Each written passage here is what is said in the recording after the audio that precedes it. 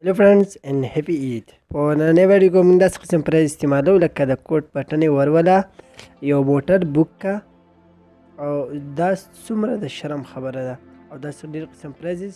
نو زه چې خپل ویډیو طرف ته لاړ شو، زموږ سره اولنۍ فقره ده شل ای اکمپني یو، زه ستا ملګری کیدی شم، لکه زه ستا ملګری کیدی شم یا زه ستا سره تللی شم. اکمپني مین مطلب ملګری کیدل. I won't spare you، زه به تا پرې نږدم. I wouldn't spare you، به تا پرې نږدم. It is enough، دا پوره ده.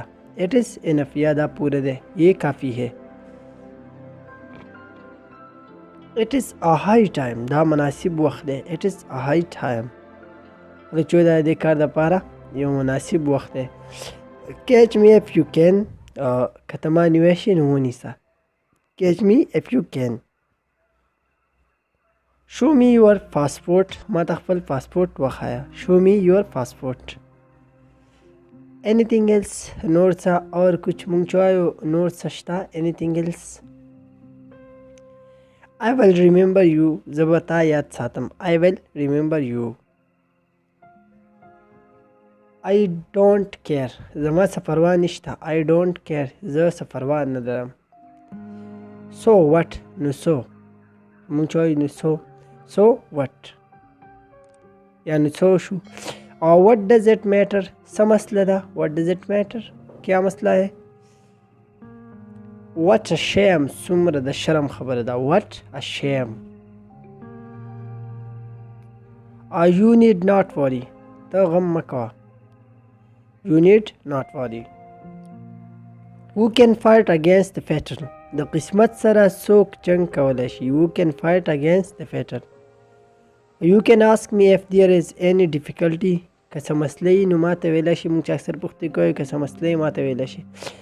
I'm not bothered about it، زما په دې هیڅ پروا نشته. I'm not bothered about it. Don't worry about me، زما غم مه کوه. Don't worry about me. There is nothing to fear، د یرې څه خبره نشته. There is nothing to fear. What is bothering to you، ستا څه غم دی یا ستا غم د څه دی. What is bothering to you. Everything will be settled، هر څه به برابر شي. Everything will be settled. You will get pleased soon، ته به ډېر زر خوشحالي، تاله به ډېره زر خوشحالي راشي یا په تا به ډېره زر خوشحالي راشي. Rest assured، اعتبار کوه. Rest assured. Don't feel nervous، گھبراویگا مو. Don't feel nervous. Stop worrying، خفگان پریږده. Stop worrying. Hire a taxi، یو موټر بوک کا یا یو موټر په کرایه راوله. Button up your coat، یا د شرټ بټنې، د کوټ بټنې وروله یا د شرټ بټنې وروله. Button up your coat. Keep the fire on، اور مړ کېدو له مه ورکوه یا خلک چې اور بل وساته. Keep the fire on. ملګرو تاسو ته نوې ویډیو څنګه ولګېده خپل اظهار په کمنټ سیکشن کې ضرور وکړئ. ویډیو لایک کړئ او که تاسو تر اوسه پورې زموږ چینل نه سبسکرایب کړی نو پلیز دا سبسکرایب کړئ او د آن نوټیفیکیشن بټن انیبل کړئ چې تاسو ته زموږ هره ویډیو بر وخت راورسي. د الله په امان.